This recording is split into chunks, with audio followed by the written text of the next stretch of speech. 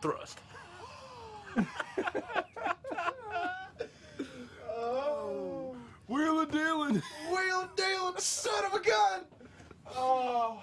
Oh my god. I don't think you can never not watch that video and not fucking laugh your ass off. Even if you're not a professional wrestling fan, that shit is fucking hilarious to this day. How does that... That's 10 years old. That's 10 years old. My god. How does that not make you want to just go, woo! Woo! Woo! Just the whole... Woo! Woo! Come back, I'll remind you of something you once knew. You don't remember. You can't remember anything? No. Did you forget?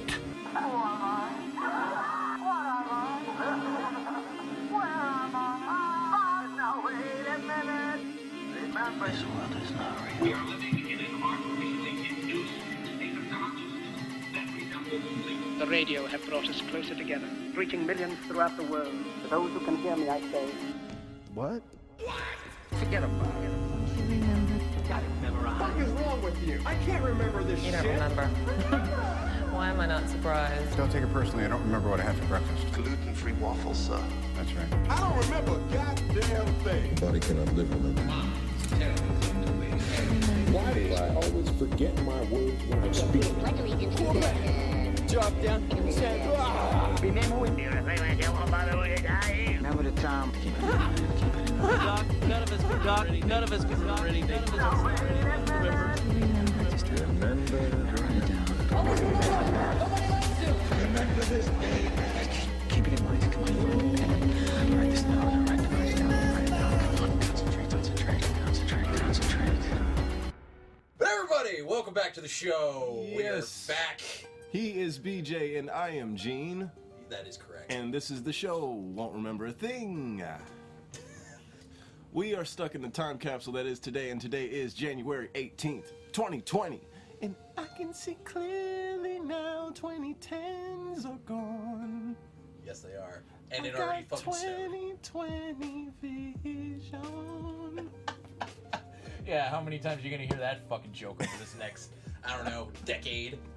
I think we need to get back to some things that we accidentally left out. Okay, so we tried to do a retrospective with the last episode, and then like the moment we stopped recording, we were just like, well, I started listing off things that I had, and you were like, oh shit, dude, Yeah. you should have brought that up.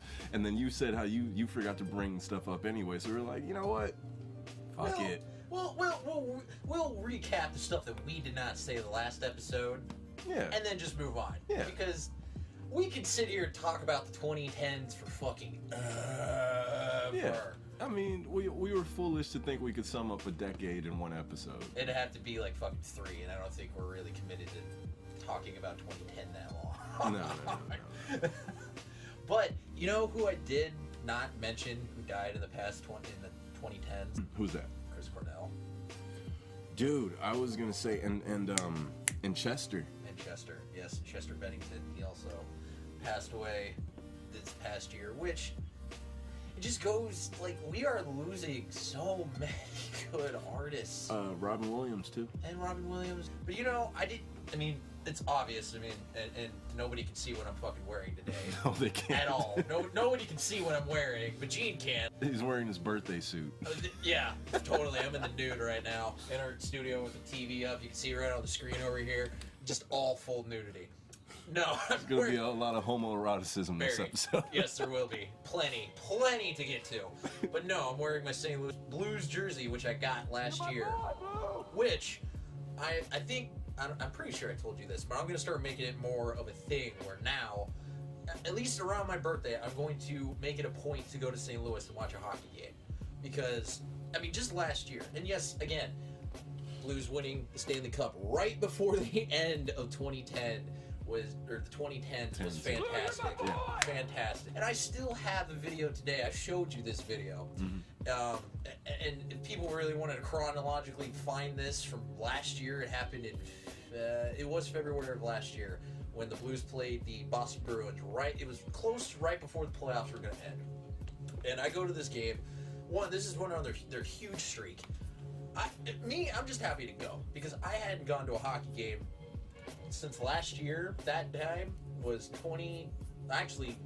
yeah, about 20 odd years ago that I went to my last hockey game. Last fucking hockey game.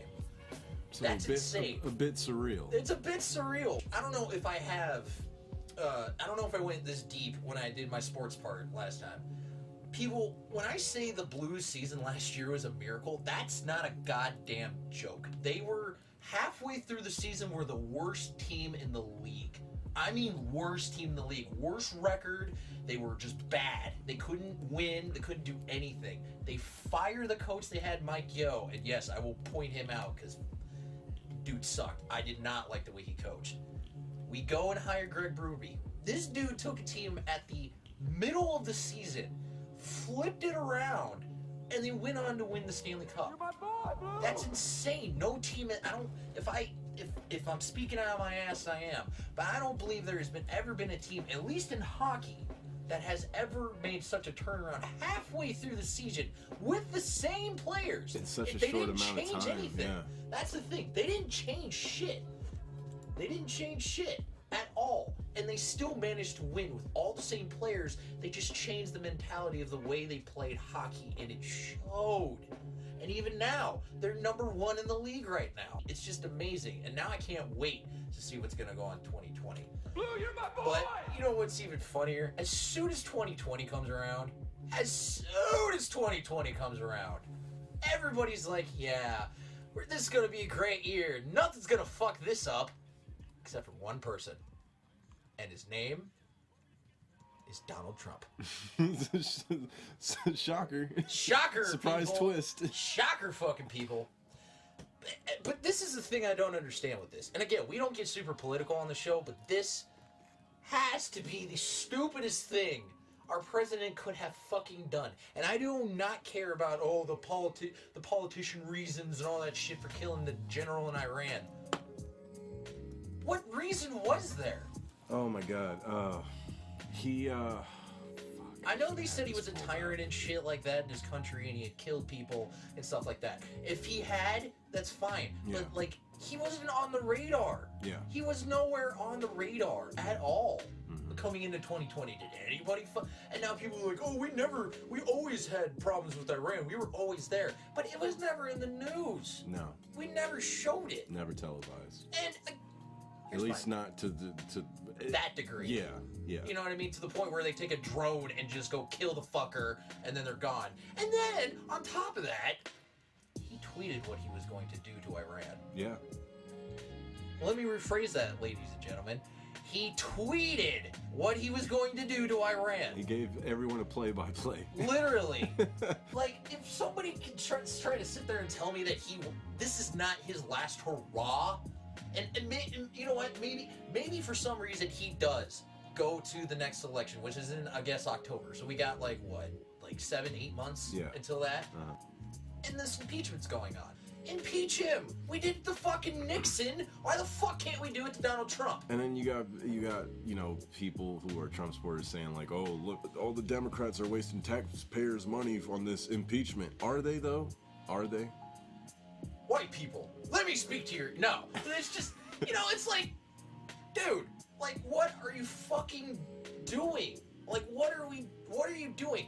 Nobody here in America, and maybe I can't speak for everybody, but did anybody want that? I firmly remember, I think it was Ambassador or somebody was talking, it was somebody for Iran, and they were talking, and all they really wanted was for him to get soldiers out of the bases in Iran that are circling Iran. You can't make a country want to be what you are when they don't want to be. Yeah. You can't do it. It looks like a goddamn dictatorship. You know what I mean? Like, we have so many bases across the world. Yeah. Who designated us the world police? Yeah. Apparently we did our fucking selves. That's not a good reason. I'm sorry. Yeah. That's not a good reason.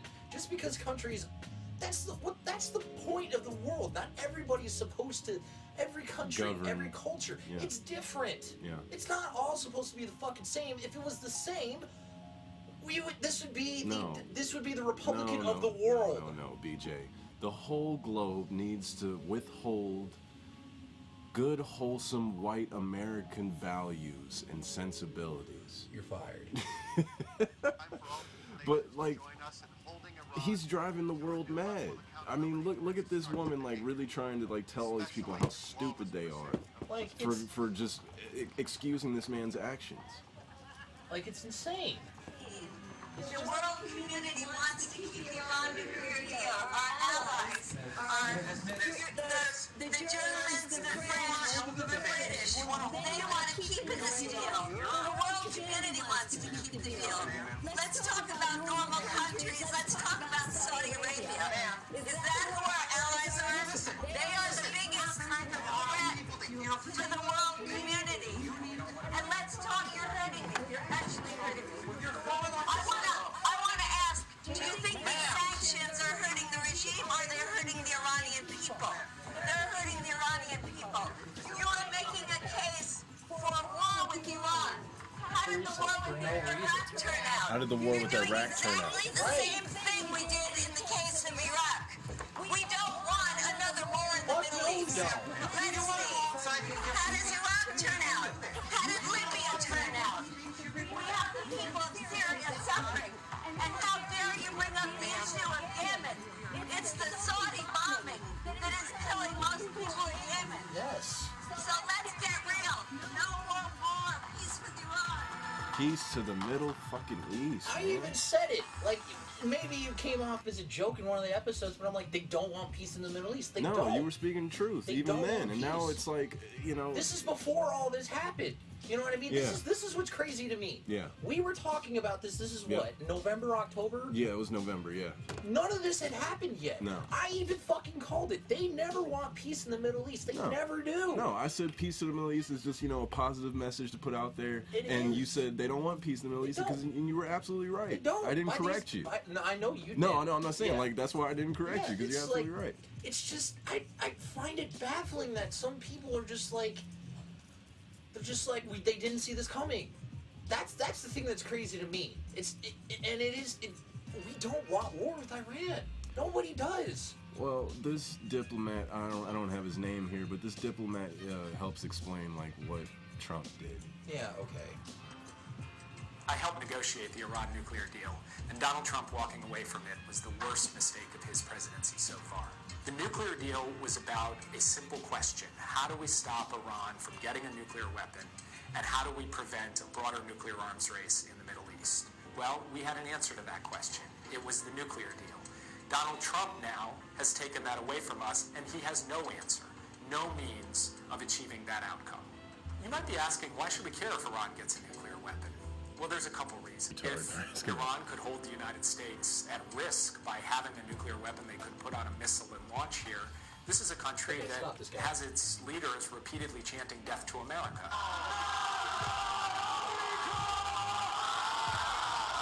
Yes. They're burning the American flag, saying death to America. That's their thing over there. Like, why would you test these people? It's not even that. This is the bigger issue here. Like, why do you think those people are acting like that? Because we have Because been in we've their shown country. them nothing but violence. Yes, and we have been in their country for more than almost 20 fucking years now. We've been shoulder checking the fuck Seriously, out of them. We're such what bullies. do you think these people? How do you think these people are going to react? Mhm. How do you think us as a U.S. citizens would react Yeah. if some other country came in and Yeah. was doing the same thing we're doing to Iran? Yeah. We would be doing the same exact thing. The same exact thing would be happening, and that is why, like, I'm sure this is insane. I just want to know, what is it about our government that feels the need to be so corrupt? I want to know, what about our American system feels the need to just be fueled by corruption? Why is our law enforcement so There can never corrupt? be any Why is our good. military so corrupt? Why are we just so focused on inflicting just I'll say this torture? about the military. Yes, there are parts of the military that are corrupt. There is no question about Well, that. I just mean in the fact that, like you're saying, we're the world police over there, but like here in home, the police here are actually like the military, just minus them. They're just not. I the know. They're policing us, just like our military is policing all these people in foreign countries. And we It's shouldn't ridiculous. We shouldn't be. They're all being treated like criminals, just like we get treated like criminals here on the daily. And like, they say, oh, we want to reform their government, but then you find out, and this is all documented, that we wanted to be over there for oil, so why would this be any different? You know what I mean? Like, it's literally the same exact bullshit all over again with the different fucking president. Same fucking thing. I mean, is it just like a Republican thing? Like, I mean, are they just that pro-war? Like, I just... And that's the crazy thing. Republicans aren't. Republicans are usually the ones who are like, we don't want war. And now they're all, for whatever reason, like, we want fucking war now. Yeah. It's fucking bananas.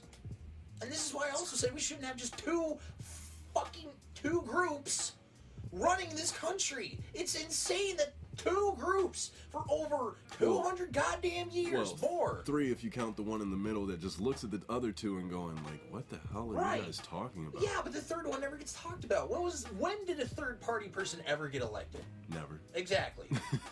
Exactly. It's always Democrat, Republican. There never can be anybody else besides those 2 parties. They never want anybody else besides those 2 parties because a lot of times they're funded by they're funded by big businessmen and all that other crap. Like, it's the same thing over and over and over and over again. Yeah. And the one thing I wish that Americans would just come, like, if we did actually go out and vote, if the American people actually went out and vote, it may make a difference. But the thing is, us as a country have to be all in agreement on one. Yeah. Because if we're split, that's why the people's vote doesn't matter. No. And I don't think, like, they don't tell you this in school. The people's vote only matters in circumstances where if it's such in one direction, then the people's votes matter. Yeah. But if it's like 60-40 even, it doesn't fucking matter. No. It literally has to be like a 70-80%. Everybody is voting for one person. Yeah. Then that person will get elected. The electoral college they have say, but not that much. But people don't, because literally we feel that our vote doesn't matter in the grand scheme of things. It doesn't. Well, especially after the light of last election with this whole, Russia, hacking into the shit, like that really turns a lot of people off after that. And just by the speculations of that Russia was, that Trump was, the Russians were helping Trump with the election. Yeah. Now I would have to go back and look and see if they actually confirmed any of that. There's still no official proof, but it's the fact that that's floating. What's proven is that Russia definitely hacked something. They hacked in the election. Now whether they put it in Trump's favor because he's cool with them, we don't. That's the part that we can't prove yet. Is if he really is tight with Russia. But it's kind of there. The proof is kind of in the pudding. I mean, it already goes back to his dad's lineage. I mean, his dad was doing deals with people in Russia anyways before Trump would ever got anywhere to the amount of wealth that he was at. Yeah. So like this goes even back farther in Trump's family, even longer. I don't even think people want to. I mean, I've heard it. I just love how someone who didn't. Oh, and by the way, guys, we're watching UFC. Tommy Chong is at the UFC fight tonight with Conor McGregor and Matthew McConaughey. Yes. Oh, sorry. We'll get back to that. Everyone wants to see this fight. We'll get back to the point, but it's Conor McGregor and Donald Cerrone tonight. Anyways, continue with your... what was this? Oh, no, I just love how, like, this guy who was born into this family, who grew up privileged as all hell. Literally. He's not one of the people. So, like, I don't understand how people can just, He relates to them somehow? Yeah, how they can clamor for him and champion him, and it's like, you guys, he's not one of you. He never will He be. has no frame of reference to what your life is like. He couldn't care less. He couldn't. He would rather sit up and have a board and make you walk and go, you're fired. All he cares about That's is all he cares about is the almighty dollar. That's all he cares about is the bottom line. He had, what was it, $25 million loan from his goddamn father. Yep. Yeah, that's what I'm saying. That's the type of person. What parent gives their kid that much money as a loan? Exactly. No regular family in this country has that ever happened and or occurred. That is precisely my point. You guys are looking at this person as one of you, as an equal. He's had a when this person, whenever years. Whenever he fucking had problems, he can turn to daddy. But everybody's like, he's gonna make America great again. No. He's gonna make his America great again. He's gonna make his... what he interprets as America great again, and that's not. Second, if Iran gets a nuclear weapon, a whole bunch of other countries will get nuclear weapons as well. And then the chance that nuclear war breaks out goes way up. And the chance that nuclear weapons fall into the hands of terrorists goes up too. So the reason people should care so much about Donald Trump walking away from the Iran deal is because it makes war more likely in the Middle East. And the chance that Americans die in that war, the chance that we lose an enormous amount of blood and treasure in that war is very high. People have used different terms for Donald Trump's decision. They like to say, we're withdrawing, we're leaving, we're parting ways with the deal, all very neutral terms. But let's be honest about what's happening here. Please. The United States is breaking its word to the international community, not just to Iran, but to all of the major world powers we negotiated this agreement with. You know, the Iran deal is just now one in a long line of examples of where Donald Trump is walking away from American leadership. He withdrew from the Paris Climate Agreement. The United States will withdraw from the Paris Climate Accord. He withdrew from the Trans-Pacific Partnership. Great thing for the American worker, what we just did. He basically said our allies and partners need to strike out on their own and can no longer count on the United States. For those who say this isn't a perfect agreement, of course they're right. No diplomatic agreement is perfect. That's what diplomacy is. It's compromise.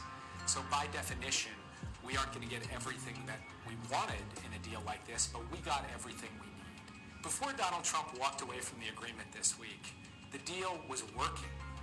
Iran was compliant. They were fulfilling all of their terms. They had dismantled their centrifuges. They had removed their nuclear stockpile from the country. They had even poured cement in their plutonium reactor, and they were allowing all of the inspections and verification that had been authorized under the deal. Even though there are people who oppose this deal in good faith because they didn't like it, a lot of the folks around Donald Trump right now are the same people who advocated for the Iraq War and who to this day do not believe it was a mistake. That's pretty scary. Fucking insane is what it is. But, you know, getting off that, because we could go on about how we hate Trump and all this shit We can altogether. go on Trump for days. But you know what I want to get to before this fight even happens, because we're going to do this now. We're going to predict this before this fight even happens. Now, we haven't talked about the UFC really much. I would say we're general viewers. Predictions? I'd say let's break this down first. Okay.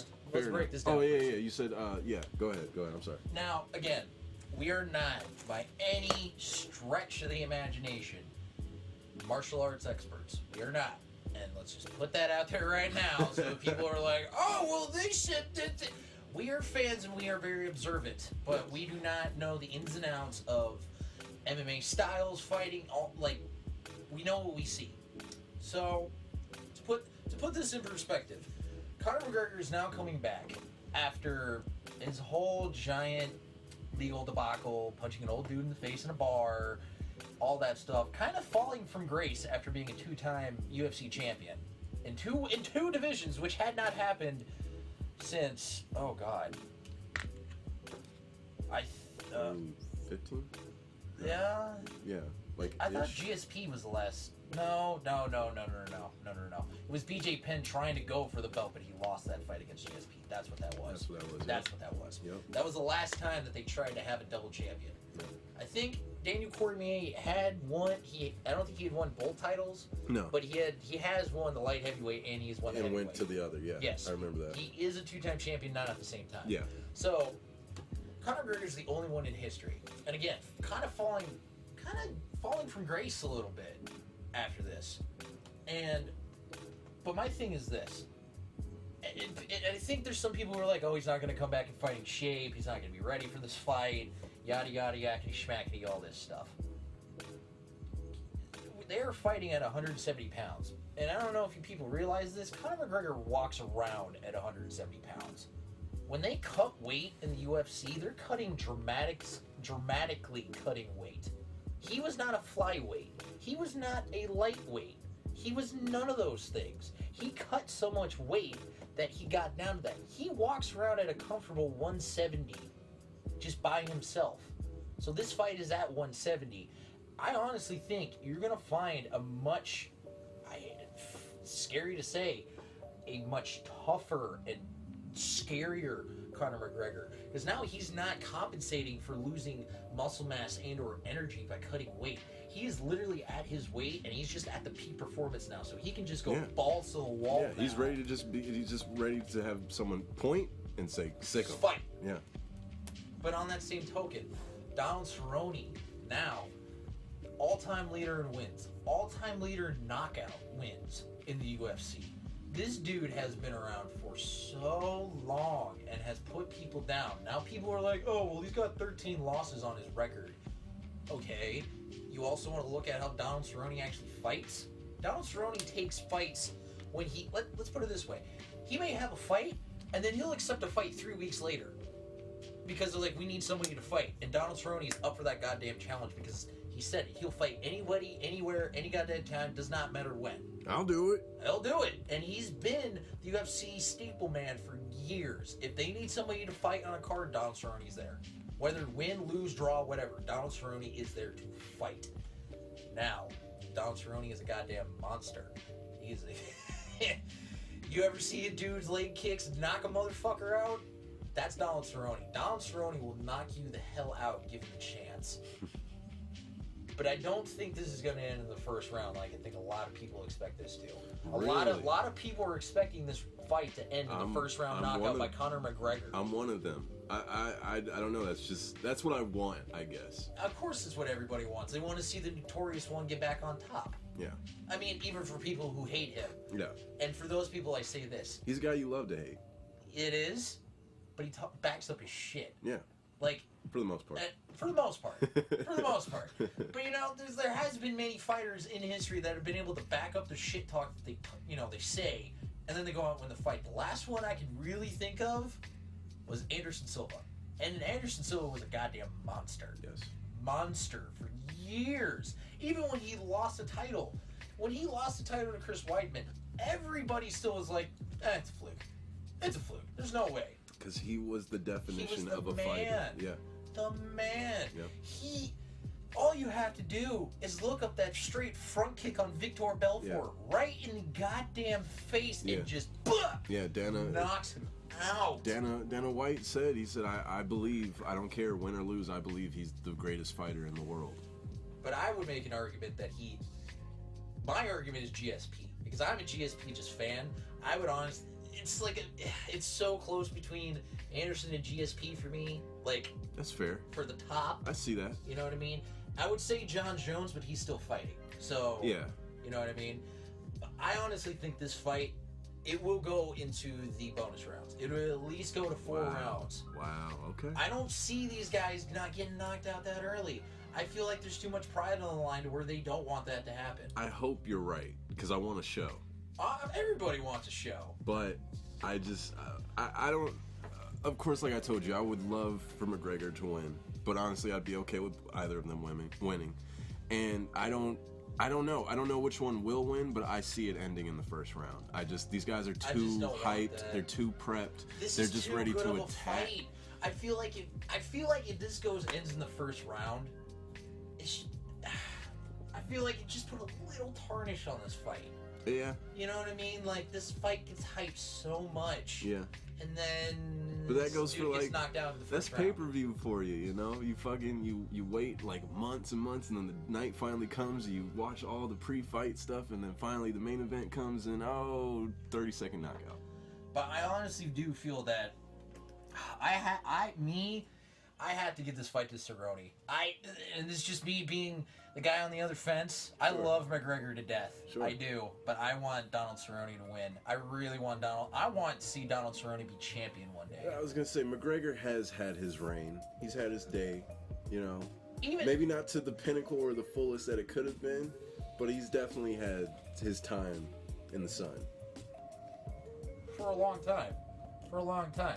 Honestly, like I said, I feel Donald Cerrone is due. He's been overdue. Fight. I'd agree with that. Like we're saying, these are two guys who cannot lose this fight. They can't lose this fight. They really can't. Honestly, I feel the only way that it comes out beneficial for both ends is that if somehow this fight goes all 5 rounds, I feel neither fighter loses.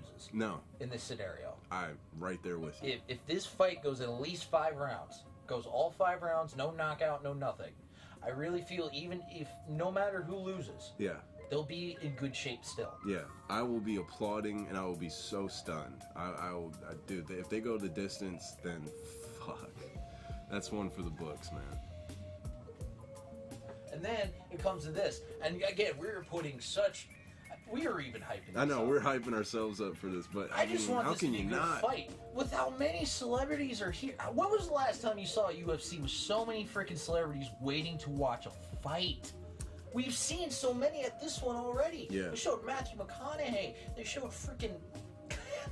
There's a who's who. I think of celebrities. the last time, well, I don't know about a UFC fight, but the last time I saw this many celebrities showing up to a fight was when McGregor was going up against Mayweather. Well, even speaking on that, they want to say that Conor McGregor wasn't ready. He wasn't really good for a fight like that. He went toe to toe with Floyd Mayweather. Now, regardless, he lost. Yeah. Obviously, because he's not a boxer. Yeah, we all knew. And anybody who thought that McGregor was going to win that boxing match, You're a fucking fanboy. You're a very big fanboy, because I even knew that McGregor was not going to win this boxing match. Anyone in their right Floyd mind. Mayweather? Yeah, the guy's never lost. It's a completely different thing. He eats guys like Conor for breakfast in the ring. And it even goes to this. These are two different fighting organizations. UFC does not have as many rounds as boxing. Boxing can go for like 12 rounds. And they have to keep going. There is no, there's long intermittent. No, they keep freaking going. Not saying that UFC is not as tiring as boxing, but it's two completely different realms of fighting. Yeah. And you have to prepare it differently. Yep. That's why I knew McGregor wasn't going to win. I didn't think he was going to get knocked out, which he didn't. He went all the way. Yeah. All the way. But no, if anybody really thought, and he had a few rounds. He did. Yeah. He had a few rounds because he did train in boxing going up to the fight. So I would assume he'd get some punches in, and have a few good rounds. Yeah. But at the end of the day, he got creamed. But he also made a bunch of money off of it. There was no disputing it. Yeah, that's why at the end of the day, they were all... Dude, the press conference afterwards, they were both happy. They were shaking hands. Like, they were the nicest to each other you've ever seen. I just made $100 million. Like, even in the press conference for this fight, he's like... one of the interview... people asking questions were like, so... I know you've been off and you have plenty of money and blah, blah, blah. So what made you really motivated for this fight? He's like, well, you're not wrong. I'm very well off. But he's just like, I'm a fighter. This is what I do. He doesn't do it for the money. No, he didn't do this when he first started off. You want to see pictures of Conor McGregor with pimple face? That Conor McGregor was ready to fight. Fresh off the boat, Conor. Fresh off the boat from Ireland. Like, just ready to fuck somebody up. Ready to soil his oats. Yes, ready to soil the oats. Give me a beer. Just like he was ready to goddamn fight. And he's been that way ever since.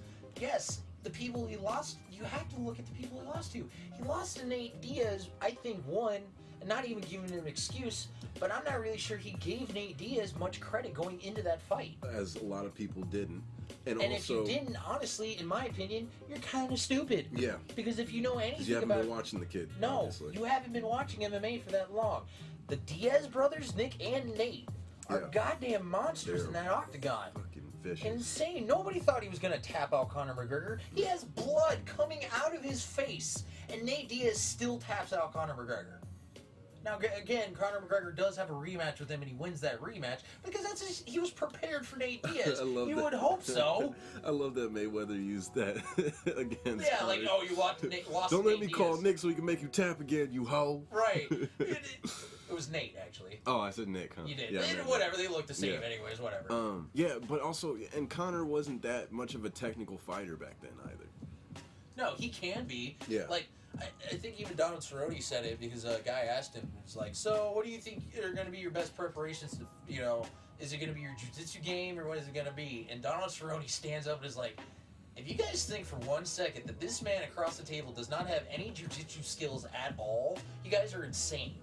This dude is a world-class athlete jiu-jitsu fighter. Like, he trains. He trains in jiu-jitsu. He just doesn't have to use it. There hasn't been any means to use it. The last means that he really needed to use it was against Nate Diaz. Yeah. But he didn't need to.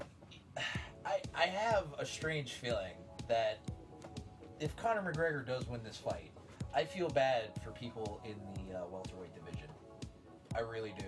I feel scared for people in the welterweight division. If Conor McGregor comes out and freaking rocks Donald Cerrone like I'm sure everybody expects him to, yeah, and looks just as just as scary as he did in the lightweight and the weight below that. I believe it was featherweight or whatever weights were at the little lightweight. I can't remember all the lighter weights. Yeah, well, yeah, it's featherweight. Yeah. If Conor McGregor looks as dangerous as he did in those weight classes at his normal weight, dude, who's gonna be able to stop him? Who's gonna be able to stop McGregor? Now, again, we aren't the biggest UFC nuts, really. I mean, we have a decent idea of people who are fighting, but we don't know the ins and outs of all fighters. Right. In I was just about to say, someone's yelling out a name like, it's this one. It's this guy. And be like, you know what? If there's somebody out there that can fight Conor McGregor, by all means, I'm sure he's willing and ready to have the opportunity to go fight anybody to prove his point that he's back and he's wanting to have gold again. I mean, if Conor McGregor doesn't have that mentality coming into this fight, he's gonna lose. I really do feel that. As humble as he seems going into the interviews and all the stuff I've seen going up to this fight, I'm telling you, man, he seems like a humble guy. But if that humbleness has taken away some of his fire and some of his hunger, which I don't think it has, but by some weird chance that it has, dude, this might be like one of Conor McGregor's last fights. You know, let's say he goes all 5 rounds and he loses. That's different. But if you get knocked out before the bonus rounds, that's going to put a huge question mark on your career. And that's just my opinion. Yeah. You know what I mean? Because we've seen it. I mean, look at countless times. Look at what happened to Ronda Rousey. Yeah. She loses her one title fight. Yeah. She loses her title and is out of UFC. Lost all the movie opportunities. Lost all the television shows she was getting. All these things, all these sponsorships, everything just gone. Just gone. And then she goes and plays wrestler in WWE. Yeah. But I will say this: she actually did do a very good job. Comparatively, for other people who came from MMA over, she did a fantastic job, and whoever was training her did a great job. Yeah. Fight tonight. Me, I got Don Cerrone and at least 4. You got McGregor. I got either of them first round. Either of them first round. I think it's anyone's game. Who are you leaning towards more? Because I think I'm leaning more towards. This is a dilemma. I think I'm gonna go first round.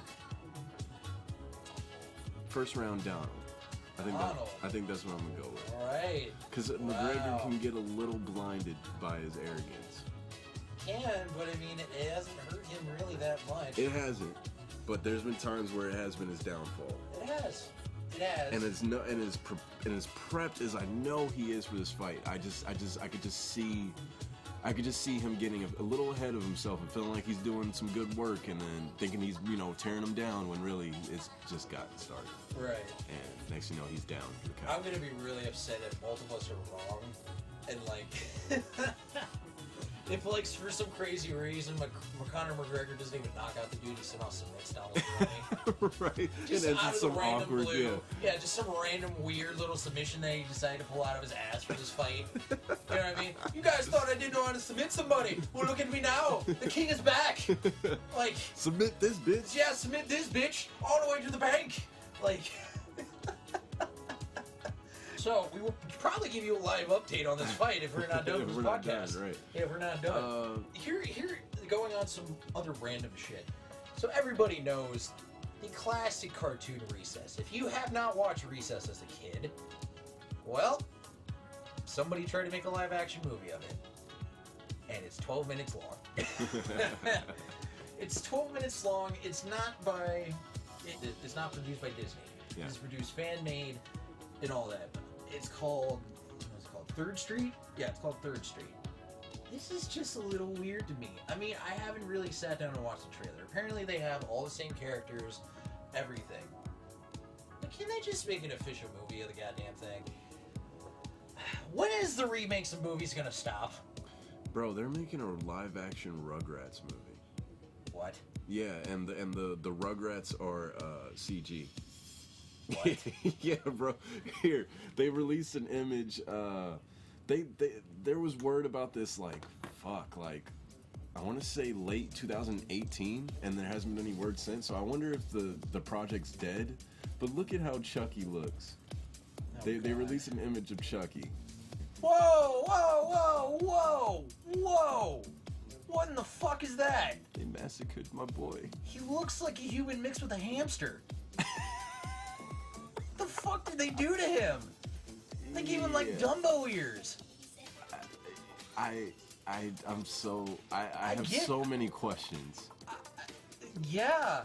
Like the hair, like I get that's how it's drawn, but it's 2D. There's rules in 2D that doesn't apply to 3D. It just literally looks like the dude has anime hair. Yeah, like he's got like product in his hair. Dude, I would take the other picture down here where it's got the guys on freaking Costumes, play. yeah. I would rather take that over this weird whatever creation they made of Chucky. This is the image I could paint for you people. He's got anime hair, he looks like he's mixed with a hamster, and he's got Dumbo ears. Oh, apparently it comes out in 2021. We'll see about that. Because I have no faith. All I'll have to say is this. I do not like the way he looks. They better keep all the same goddamn voices. Well, yeah, I agree with that. But dude, like, if this is how Chucky looks, what does Tommy look like? I'm surprised they haven't. What does Phil and Lil look like? Like, if this is the kid with hair, I can't imagine what the kids without hair look like. You know what they should do? Instead of making this weird whatever they're gonna make, you know what they really should dive into? CG, live action, hybrid bullshit. What? You know what they really should dive into with this? Huh. And it goes back to the creepypasta thing that goes about Rugrats. I don't know if you heard of it. Yeah, of course.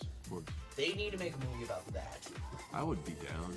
The idea of far more interesting. Her. Yeah. God damn it, what's that black girl's name? I wouldn't want Susie. Yeah.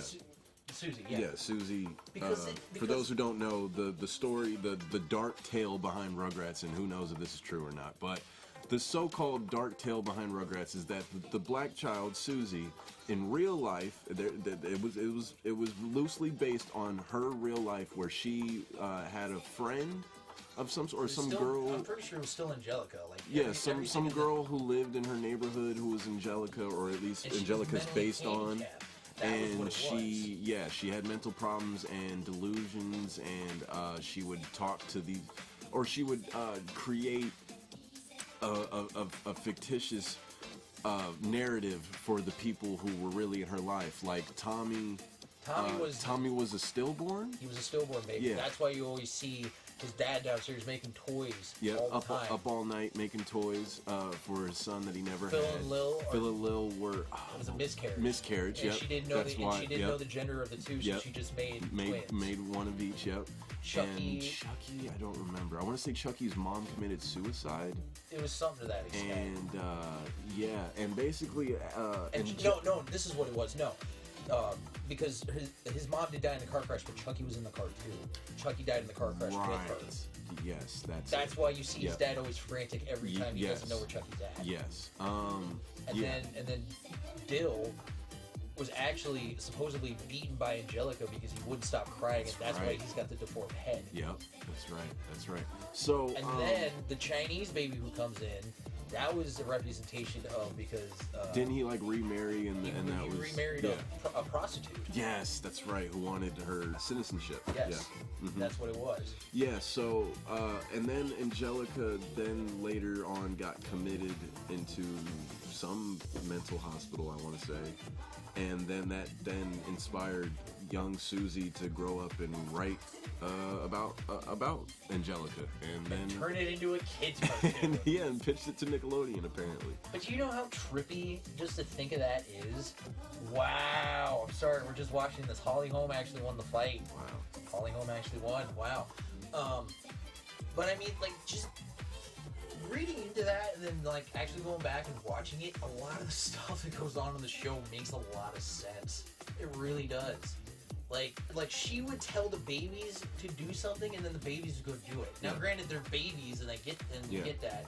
But it was also a thing of like their fabrication in their mind. Yeah, so they will do whatever she says. So it's almost like, and notice how the one who always was against whatever she said was Susie. Always. And always tried to talk, be a voice of reason. And they also tried to they tried to paint it as if like Angelica could get the babies to do whatever she wanted because she was the eldest, but when you could also look at it as, yes, they were just figments of her imagination, and they were hers to boss around. Some fucked up shit. It's some really fucked up shit. And that's a kid's show.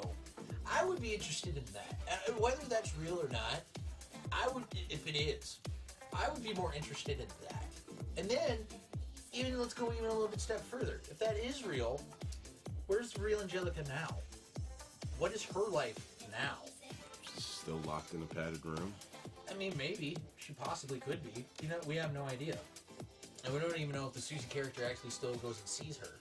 You know what I mean? Like, if she is in a mental hospital somewhere, does she actually still go and see Angelica? Or is it that thing of where they got to a certain age and she just kind of drifted away from her? It's a lot of stuff to think about with that. And if that is true, that is all in Angelica's head, dude, that's insane. That kind of leads into this. Kids are impressionable. Kids have such a vivid imagination just by that alone. Yeah. Making up characters, kids that she had never met, knew, and gave them personalities and everything. You know what I mean? And having a kid with that not having a grasp of reality or the gravitation of some stuff that had happened, like Tommy being a stillborn, twins, being miscarriage, Chucky dying in a car accident, her beating up Dylan, she didn't really even know what she was doing. And I'm sure in some part of her, she was just, she scared. Yeah. Scared, she's in her own head, and nobody knows what's going on. No. And I think it even goes with most people in those situations. Nobody knows what those people are thinking. Well, and you can diagnose it and try to give as much psychology and whatever the hell you want to. I mean, she was a child. She was a child dealing with trauma, for a freaking adult. Yeah, she was dealing with trauma left and right. All these people that were close to her all had their own baggage, and she, couldn't help but be observant, and didn't, her childlike mind didn't know how to process it, so she, created a better world, I guess. Right. But you know what? There is something I want to bring up, because we just got on a huge dark topic with a child's show. If you watch Rugrats, sorry to ruin your childhood. But our tale of the tape. And the fight's about to start, ladies and gentlemen. I would like to pause this.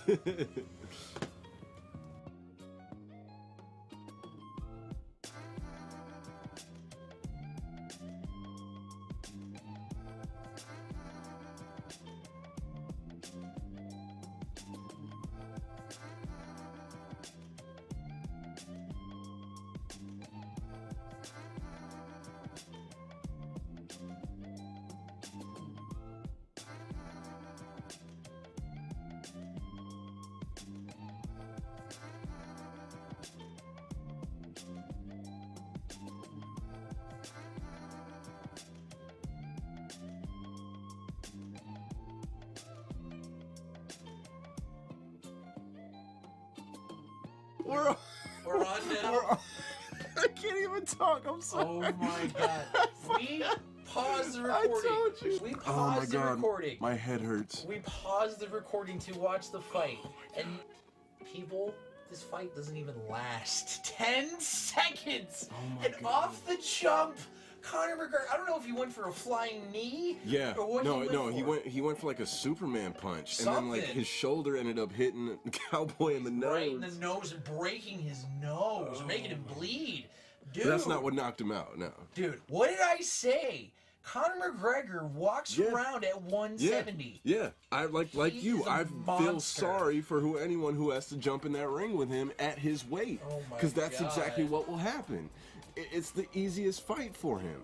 He could just rush in and just start attacking. And that's exactly what he did. Cowboy was trying to do like... Dude, there wasn't even any hesitation. No! Cowboy was trying to have like a gentleman's fight. Like he was just, warming up, and Conor's like, no, I'm gonna beat your meat. Reminds me of? I don't know if it was Donald Cerrone against Ben Askren, but if you saw that fight with Ben Askren, that's what that literally looked like. As soon as the fight started, boom! fucking knockout punch as soon as it starts. What in the fuck? And that's what Conor was going for with that first punch. He thought that he put everything he had in that punch. No, you could see it. That what's was funny? a knockout punch. Conor But he called just, it. yeah, He said KO. He said he'd knock him out. Yeah. He did. he was. You could see it in his eyes. He was so gung ho on knocking this motherfucker out. The king is back. He's back What did I and tell better you? than ever. I told you, my first friends. rounder. Dude, I'm calling it. By the end of this year, if not somewhere close to it, he's getting a welterweight title fight. Oh yeah. He's Oh, getting a definitely. welterweight title fight. There's no way. You go watch the highlights of this. We kid you not. This Highlights. There's only one highlight. It's only 10 seconds long. Brother, 10 I seconds told long. you, this is how these pay-per-view fights go, man. Oh You my wait all God. night to just see 10 seconds of just the And almost humanity. Every other fight pretty much lasted more than one Yeah, round. yeah. That's what I'm saying. It's torturous. You have to sit through all these boring ass my fights God. to get to the good shit, and the good shit just lasts oh my God. This is insane. People, watch. Conor McGregor is back now. If you have not had any reason to go watch the UFC, now is the time to go and watch it. The Notorious One is back, and I would dare to say better than fucking ever. Dude, Conor, that didn't even look like Conor lost a beat. It didn't even look like he had been away for 2 years. That looked like I was gonna say that looked like Conor like 10 years ago. It looked like Conor of old. Yeah. Literally. Yeah. Literally Just looked like with a beard with a beard and a full head of hair and had some legal issues now. But and chest tattoos. and chest tattoos. But it was insane. Donald, my dude. See, and we hyped our shit up so much. We did. We were so hyped. We did. Wow. Just for that. Just for 10 seconds of 10 seconds of entertainment. just now, and McGregor's back on top. It's like he never left. Literally like he never left. If this does not jump him in the freaking standings, if not close to the next dude who should fight for the title. I mean, well, I guess realistically, we put it this way. He's won this fight, win one more fight, gets whatever big opponent in the welterweight division. Whatever. Mm-hmm. He wins that fight, instant title fight. Instant title fight. There should be no reason why McGregor should not get a title fight. Yeah. At all. Yeah. That's Top of the morning to you. top of the morning to you. I'm gonna knock this bastard out and be back for my beer. Keep it in the fridge, nice and cold. I just love how the moment he had him down, he was, and Donald was like trying to get up, and Conor is just like so calmly just coming on top of him, like, no, no, no, no. Let me move your arm. Let Daddy see your chin. Just beating the goddamn shit out of him. It didn't even look like Donald was ready for this fight. No. And he had time to prepare. No. He looked like he was ready, but like from the moment the bell rang, he wasn't ready. Dude. He thought it was a different fight. That's what I'm saying. He thought it was a gentleman's fight. Apparently. They patted gloves and he winked at Conor like, yeah, man, you know, have a good fight. And they just, yeah, I don't think he expected Conor to just rape him like that. Oh my, that was more than raping. That was a murder. I know, people were like, stop, he's already dead, stop. Stop beating the dead horse. Like, if somebody who had money on Cerrone, you just lost so much money so quickly. You didn't even get up and get a drink for this fight to be over. Literally blink and this fight is over. Dude, the moment you settle down with your drink, No, you take it's your like, first oh, swig and you put your cup down and you missed it. No, I You missed guarantee somebody was watching this fight and was doing this. Alright, I'm gonna go to the kitchen real quick. And the fight is over! And he just missed the whole thing. Whole goddamn thing. And he's like, You gotta be. I just paid pay-per-view for this. Are you fucking kidding me? Why? Why do I get the Heineken commercials every time I close my eyes? Like, oh my god. Oh, Jesus. So yeah, so moving on. McGregor wins the fight. McGregor wins. Oh my goodness. Well, how do you top that? Oh, I know how we top that. NASA wants to probe deeper into Uranus. Deeper than ever. This is not a joke either. This is literally the title I'm looking at here. NASA wants to probe deeper into Uranus than ever before. Now, what this really implies, minus being a funny sex joke, is that scientists are wanting to send probes out to... Wasn't it some... I think I heard it, some dude called it Uranus? Yeah. Is the other word for it's not just Uranus, it's Uranus? Yeah, he said actual professionals call it Uranus. Uranus. Jesus, that's not going to take some getting But then used he's to. like, oh, but then it's just urine us. Yeah. And he's like, maybe I have a childish mind. Yeah, you do have a childish mind if you thought of that. Yeah. I would have never thought of that with Uranus. Like, what the fuck? But anyways, they want to send probes out to Uranus, and I think they said they were going to do it in, like... Apparently, like, they're making these probes now, and they aren't going to go anywhere until, like, 2030. So why they're telling us now, 10 years down the fucking road, I have no clue. No really good idea. But this is what I said in a previous podcast. We as humans are going to explore. We're not going to be just stuck on this planet. If we get the chance to go somewhere else, it's gonna happen. By this alone, why the hell are they sending probes out to Uranus to see how much methane gas is on the fucking planet? No, they're seeing to see if we can live out there. I guarantee it, that's part of it. They won't say that, obviously. They're not gonna say that. But that's why they're going and trying to find all these other planets. Because what if we have to leave? What if we actually have to leave this planet one day? Where are we gonna go? We have no other options, so we have to go and try to find some other option in case we fucking turn this planet to shit, which we are doing. Yeah. So, hey, space travel might be closer than you people think. Just saying. I was planning on going down that list of things over the decade, but this episode has gone long enough, so that can always wait, or we'll probably just never get to it. I don't fucking We may care. not ever get to it. I really don't care. But shoot, let me get to yesterday. Well, actually, of yesteryear. No, I was kidding. years. Yes. Years. You're gonna love this one. The most eventful things that happened in history on January 18th, 2002, the Sierra Leone Civil War ends. The conflict had lasted 11 years and left over 50,000 dead. Where's this at? Oh my God, Sierra Leone, that would be, I want to sound like an ignorant asshole and say Italy, but that doesn't make sense. Sierra Leone. I mean, it sounds Italian. It does. Maybe it's Greece. Ah, it's in West Africa. Oh. We were both off.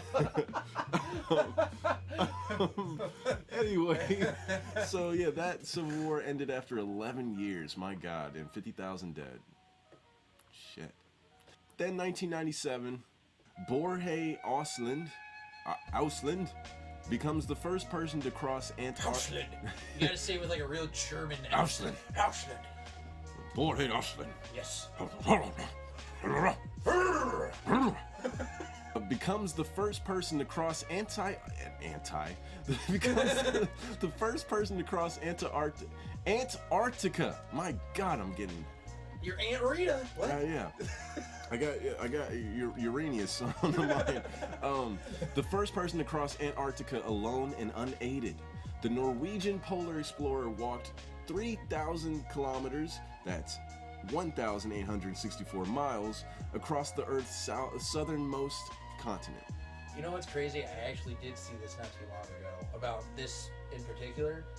Dude, the fact that they didn't lose more limbs than they did, like fingers and stuff, yeah, is incredible. And I mean that it's a feat. It is a feat. Like, I don't think people realize back in 1997, it's not now where it's all being melted and shit. It was really fucking cold. Tell him, BJ. It was really fucking cold, okay?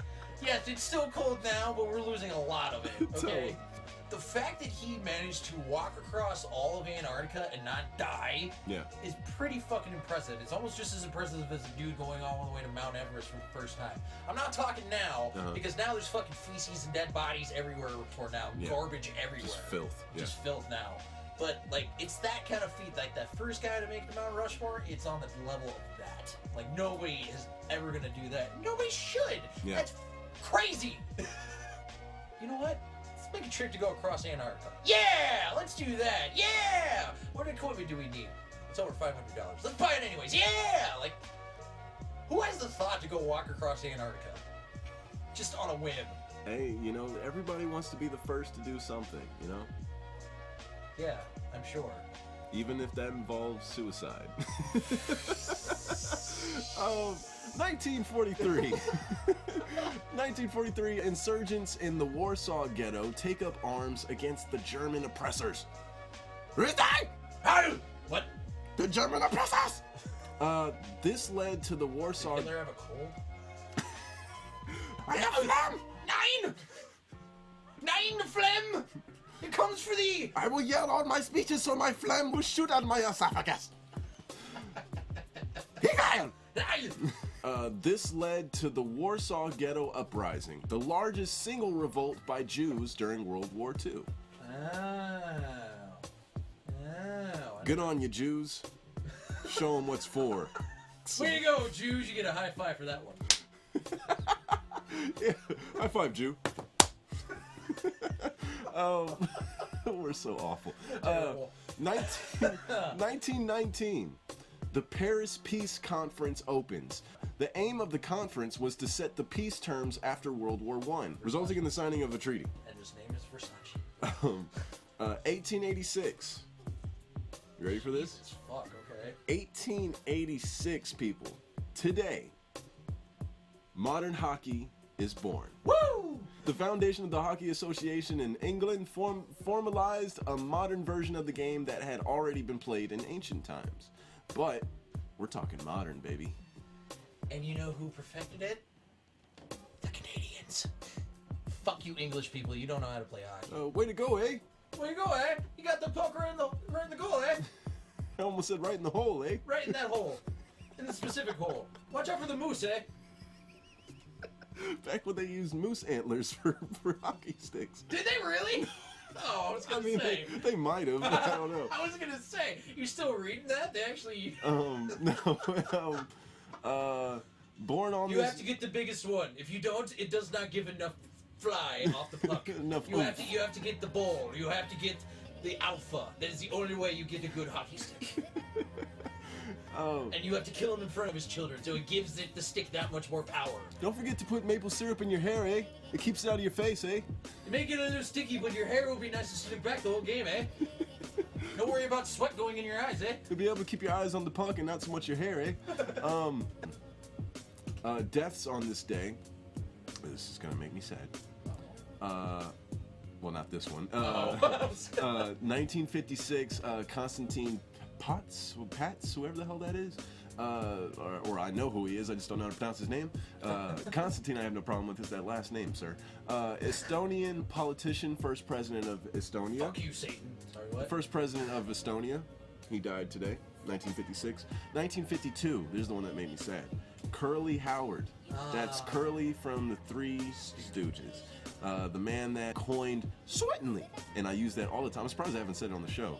Yeah, I'm surprised you haven't said it on the show either. Yeah, sweatingly and that stuff that Zoidberg has. I was gonna say Futurama. Yeah, that's not Zoidberg. That's Curly. That's Curly. 1936, Rudyard Kipling, the English author and poet, Nobel Prize. You know, all that good shit.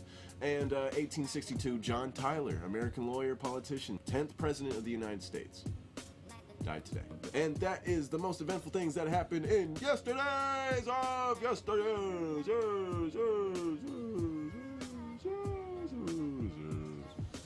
There's actually two things I wanted to talk about before we end this episode today. Well, you know, I got the news of the week, but if you want to go ahead and say what you want to say, go ahead and speak your piece. Well, actually, let's get done with the news stuff first, because this will go way past. Okay, real simple. I got really quick ones.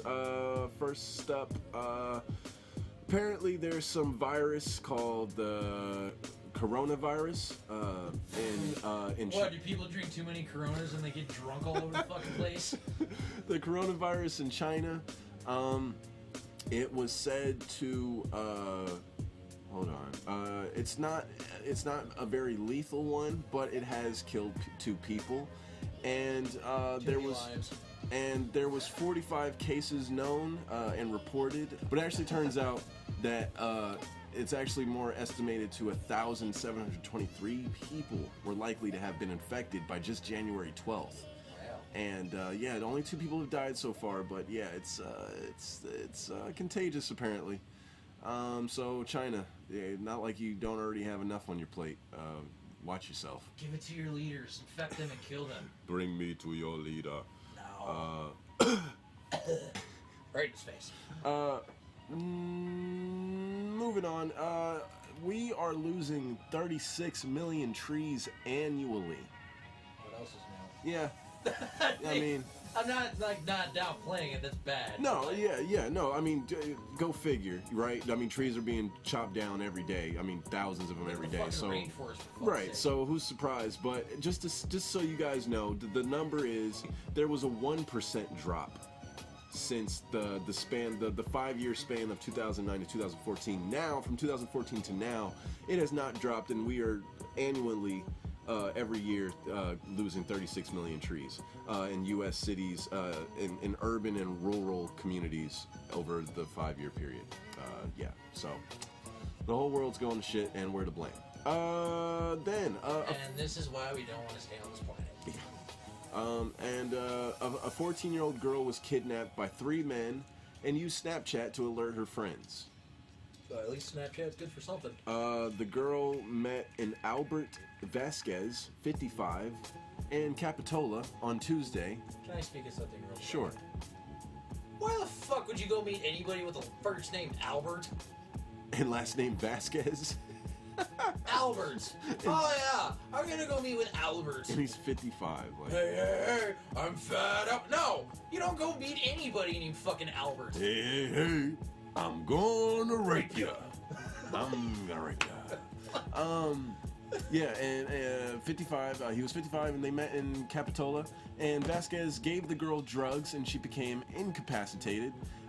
He called 2. It just always happens when he popped a freaking roofie drug. Right. Right. I thought you would be perfectly sober and alert on drugs. No, yeah, you can move all your appendages and shit when you're roofied. Didn't you know that? He called 2 other men, 34-year-old Antonio Salvador and 31-year-old Heriberto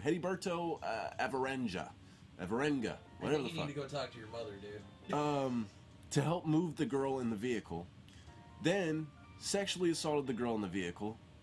Then the men drove the girl to a motel in San Jose, where they carried her to a room on the 2nd floor, and Vasquez sexually assaulted her again. While in the hotel, the girl used the Snapchat app on her phone to tell her friends that she had been kidnapped but didn't know where she was. Her friends determined her location through the app and called 911. And like I said, at least Snapchat's good for something. And once the police arrived, they found Vasquez leaving the motel room with the girl inside. He was arrested on charges of kidnapping to commit rape, digital penetration with a child under 14 with force, false imprisonment, lewd act with a child, and rape by intoxication or a controlled substance. The 2 other men, Salvador and Avarenga, were arrested Wednesday on charges of kidnapping and conspiracy. Yeah? Yeah? That's why you don't go try to go fuck 14-year-olds. That's justice served. Thanks to Snapchat.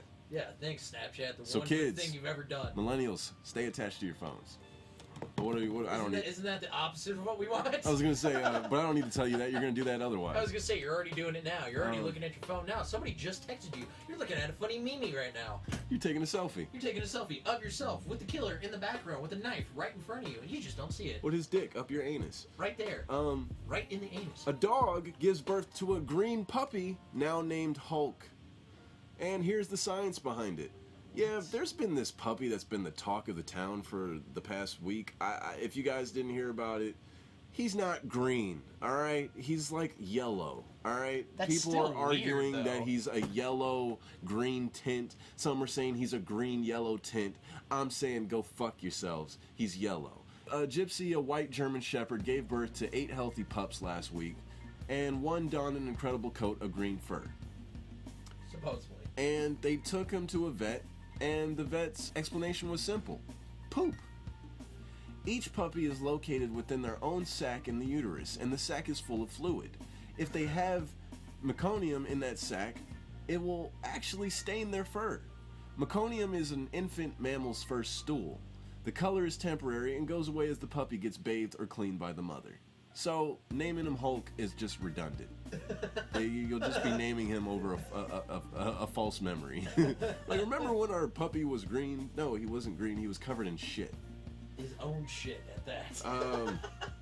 So yeah, this phenomenon is it's a lot. So, just so you people out there know, if you have a dog that looks green or yellow, just fucking bathe him a bunch. He probably just smells like shit. Okay? God damn it. Take some responsibility. For your shit-ass puppy. Unrelated to Hulk the puppy, there is a poor, innocent, quiet village, or what used to be quiet.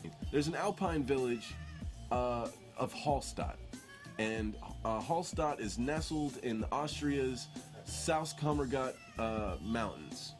The population is just 780, but its tourist numbers reportedly reach some of 10,000 visitors a day. Yeah, and part of its appeal is it's rumored to be the inspiration for Arendelle, the fictional setting of Disney's Frozen. Oh my god, are you serious? And also, it's also particularly popular amongst Asian tourists, fueled by the fact that they have a Chinese replica of the village, for whatever reason, built in Guangdong province in 2011. So, this place is just beloved for so many reasons. I bet the people like it. And the village is trying to work out how to deal with the influx of visitors. Michelle Knoll is the office manager for Hallstatt's tourism board. Hallstatt was built around the salt mining industry, first reached widespread prominence in the early 19th century when it was discovered, quote unquote, by romantic writers and artists who were struck by its beauty. Yeah, and that same beauty is what's capturing the eye of Instagrammers today. So everyone's just going there and just flocking over there just to take a selfie.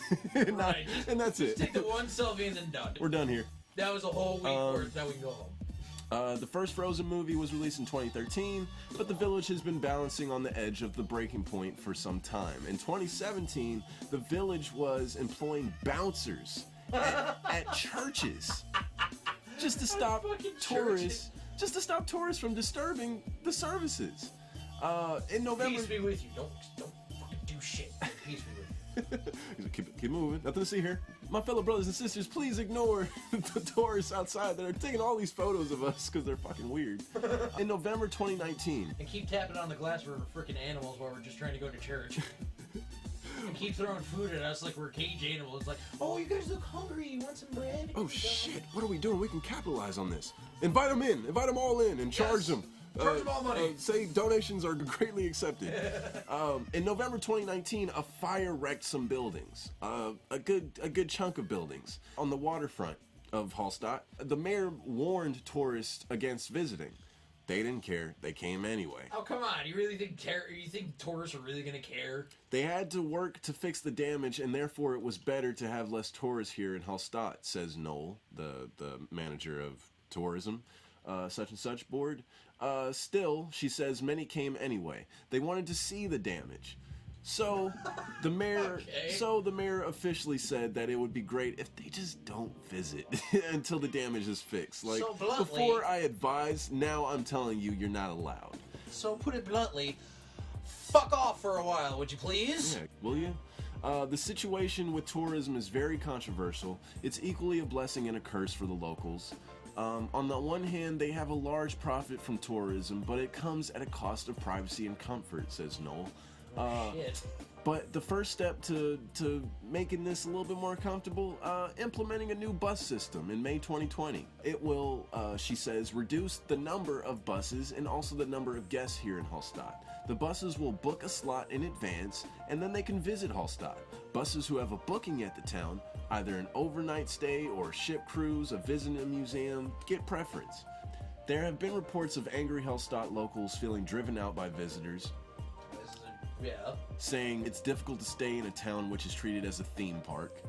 And I can see that. yeah, and Noel says, you know, on the other hand, sometimes it's a bit strenuous to have so many guests in your hometown. I mean, shit, we see it here in Omaha. We can definitely tell if somebody's not from out of town, you know, not from fucking town. We all say the same thing. Oh, yeah. Why the fuck are you here? Oh, yeah. The population here just Why the seems to hell are you grow here? and grow by the month. Yeah. So, yeah, leave these poor people alone. Seriously. Like, just because... Who gives a shit? It's fucking frozen. Yeah. Okay? Unless your child is with you. Unless you're literally taking your child to go to this place and be like, this is where Frozen got their inspiration. That's fine. But if you're a real adult and you are going to this town because of that reason, you need to find a better reason. And one, I mean, it doesn't sound like the town's being terrorized, but it sounds like the town's going to turn into a ghost town if this doesn't stop. Because there's not going to be any locals left. Yeah. Or just do what that one place you were telling me about where they have to pay to get into their town. Yeah, even though it's just $1. Yeah, just fucking pay for it. If you're getting 10,000 people a day, $10,000 a day, they can go towards a lot of building repair. Problem solved. There you go. Moving on, a woman left the ER to find another hospital after a long wait at that ER and dies 2 hours later. She arrived at the ER at 4:58.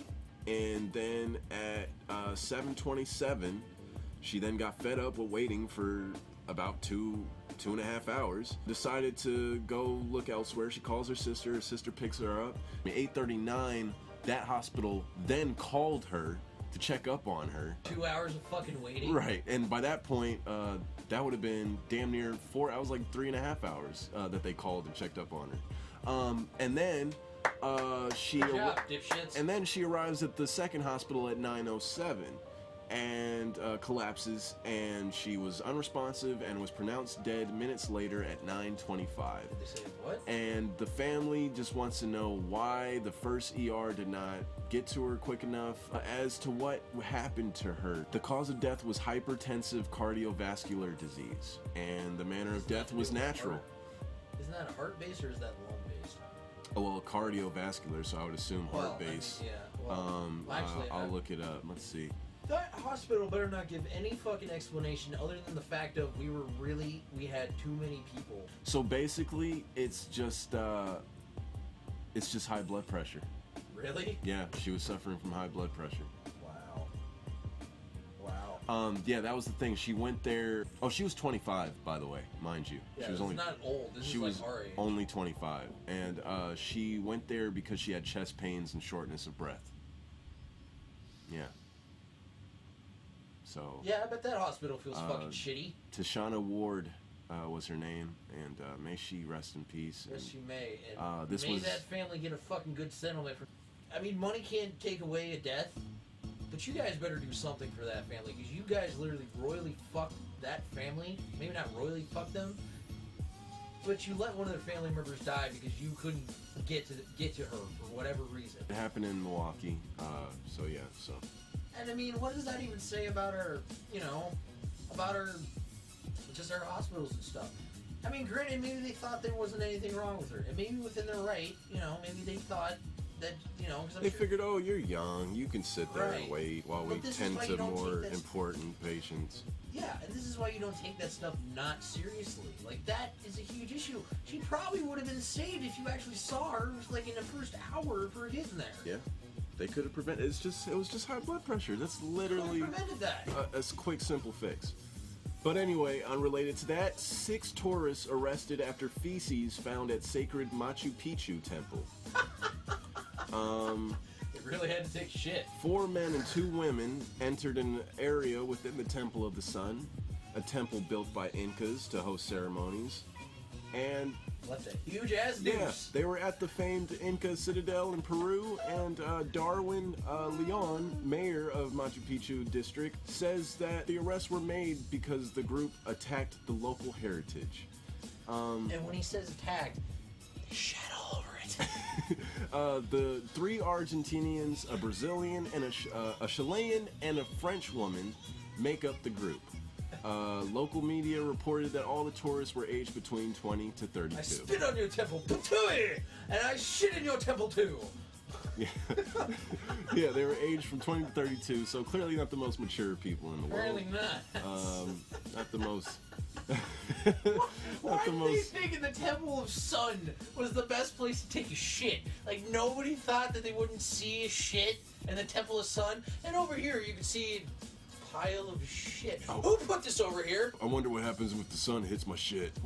Will it make it sacred shit? Will it be holy shit? Apparently, Machu Picchu is known for getting this type of just PC-driven people to their place. Lewd behavior. Just, apparently, back in 2014, they had. I wonder if they have to make a sign that says "No shitting in our temple." Right.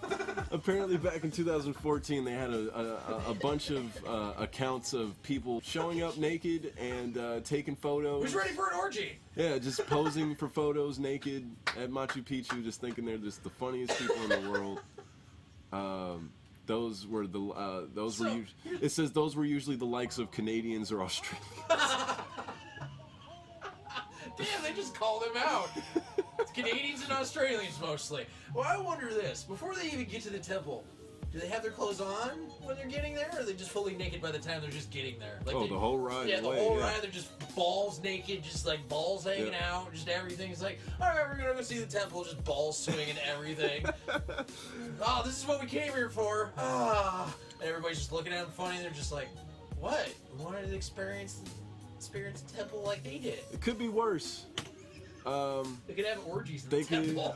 They could be this guy who, believe me, asked for it.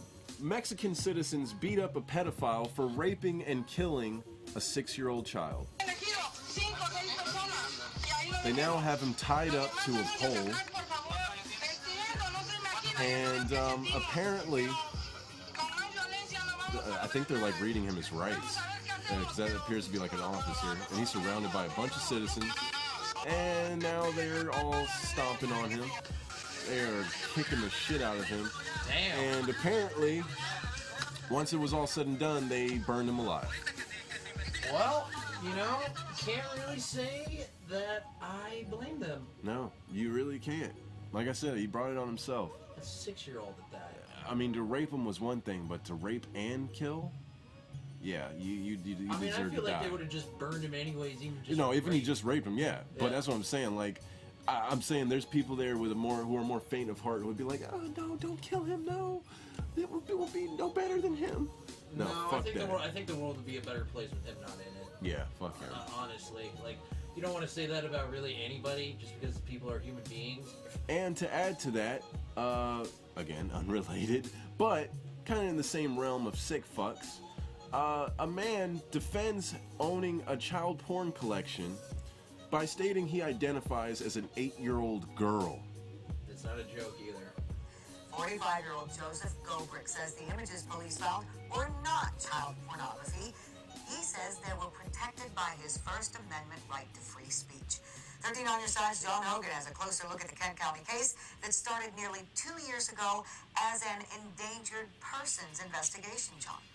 Well, that's right. Joseph Gobrick argued that his drawings and computer images did not constitute child pornography. Now, during a recent court appearance, he even compared his felony child porn convictions to the horrors of Auschwitz.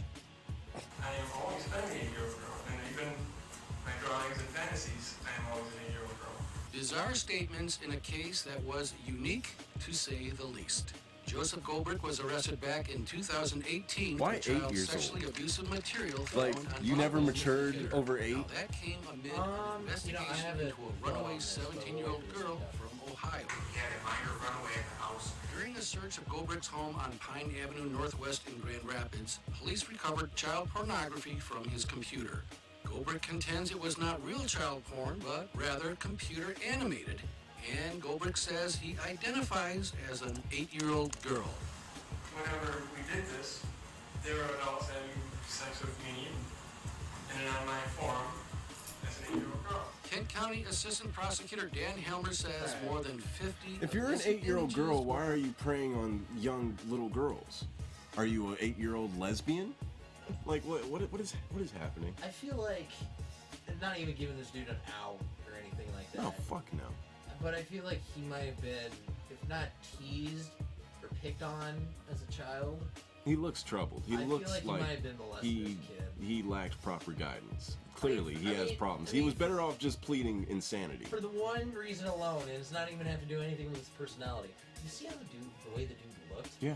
Dude had a bald head and still managed to pull the ponytail Just on the his back of his hair. posture. Yeah, just his posture when he was standing there. You could just see, like, he was kind of like, I don't know, like a little Damaged. Yeah. And again, not even trying to discount what this guy, like, first of all, just because your shit's animated on your computer does not mean it's not porn. There's animated porn Yeah. everywhere. Oh no, it's computer generated. What is that? How does that excuse Still that? porn, you It's idiot. still sexual acts. Yeah, it's still porn, With you idiot. with fucking child representation. Oh man, childlike representation. Oh my god. Yeah. So to get off of that, Selena Gomez Oh my god. is. I'm sorry, we watched this earlier, so that's why he's like, oh no, here we go. Yeah. Selena Gomez is apparently driving around buying copies of her album to guarantee her the #1 spot. You heard right. Her own album. Not somebody else's album. Her own album. Which is not too out of the ordinary. There are artists out there who will buy a few copies of their album, like on opening day or something. But go to 4 different stores. But no, not to this extent. Not to where she's got a team, and this is apparently she's been doing this for days. It was like the only other person I can think of that did this was J. Cole with his Born Sinner album. He would like took Drake to Best Buy and they each got like 1,000 copies or some shit.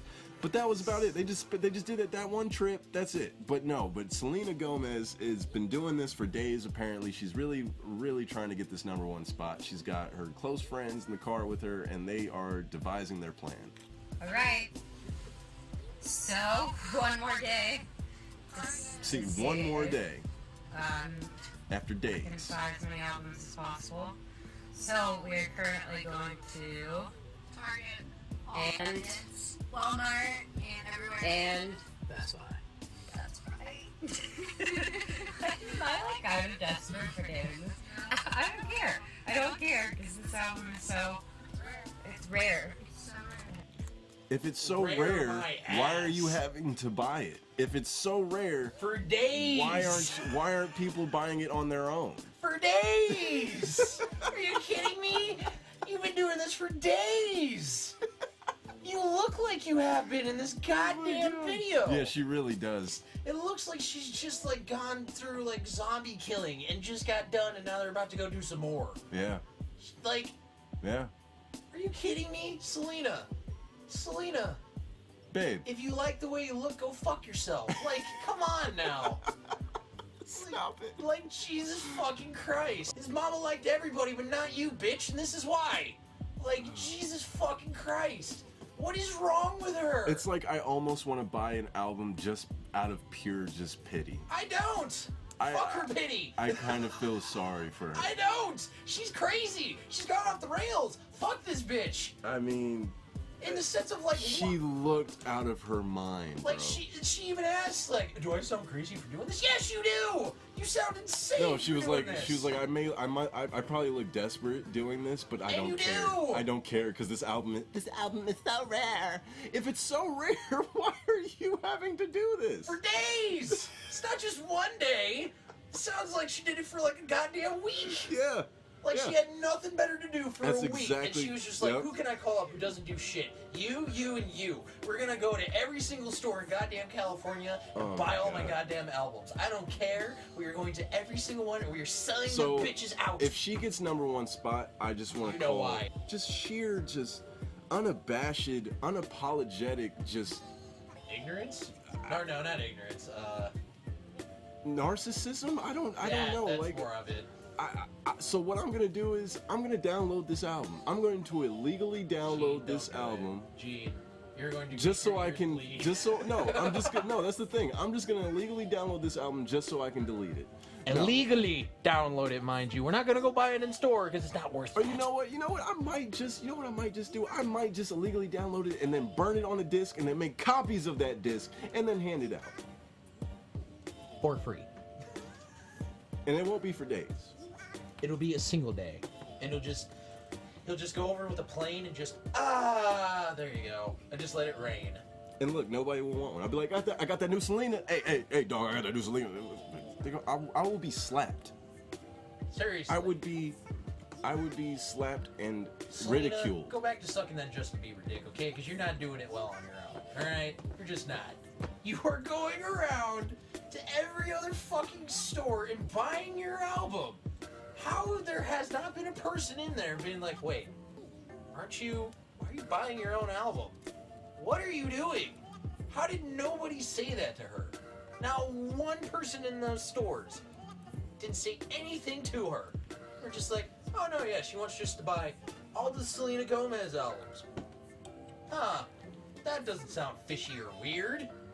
And she doesn't look like she just rolled out of bed and had to do the walk of shame because she just got fucked last night. The dude just left her. Like, Selena, babe, I don't know how to tell you this, but if it's to the point where you need to go and shop for your albums for days, go back to acting. go back to acting. Seriously. I mean, you were tolerable there. Just stick to acting. Seriously. Because clearly you're not the supply and demand. You can't pull off what an Ariana Grande did, okay? I'm sorry, you can't pull that off. See, now that is an album, people, that was, I mean, it must have been rare because people actually went and bought it. Yeah. It's And crazy she's how still, that happens. What's the word? Relevant. Yeah. Sorry, Selena.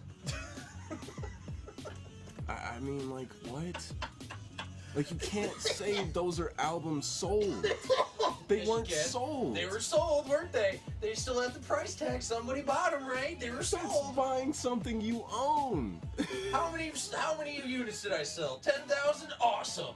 How many do I own? 10,000? Awesome. All thanks to me. Yes, me. Because I love me. Me. Yay, yes. Yay, me. Go me. You know what's even funnier? And I'll say this about Selena's songs. I can never tell when it's her. I can never tell when it's her. I always think it's somebody else. She needed to hate us to love her.